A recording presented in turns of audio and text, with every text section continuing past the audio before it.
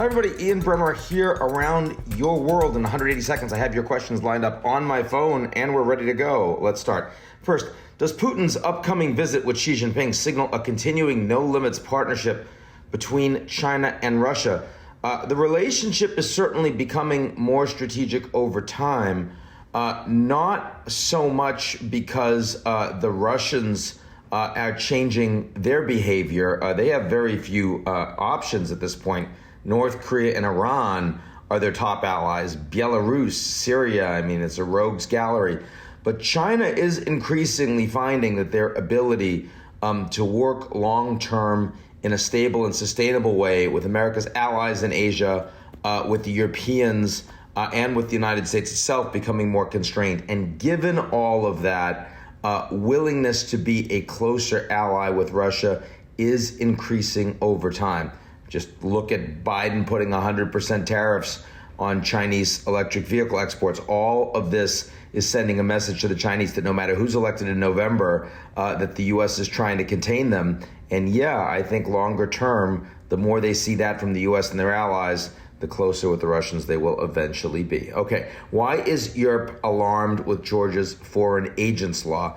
Well, here it's because this is a law that is, in principle, nothing wrong with it. In principle, just talking about publishing those NGOs, those organizations that get at least 20% funding from external sources.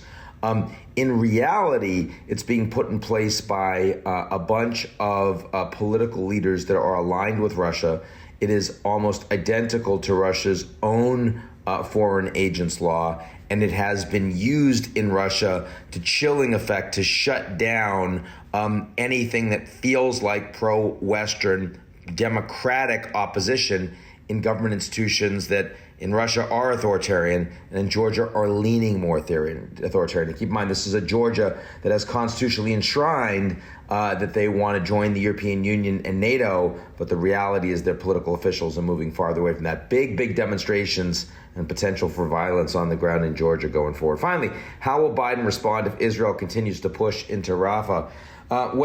He said it's a red line, but ultimately it's going to feel like as much of a red line, I suspect, as Obama's on Syria. Yes, they will reduce some level of offensive weaponry that can be used by Israel in Rafah, but the reality is they're going to keep providing intelligence, keep providing the vast majority of the defense spending that Israel gets from the United States and the weaponry. And there are a lot of members of Congress, Republicans and Democrats, that are really upset about the idea of suspending any support to Israel and are moving to try to block Biden legislation, which means he has to find a compromise with them in an election year.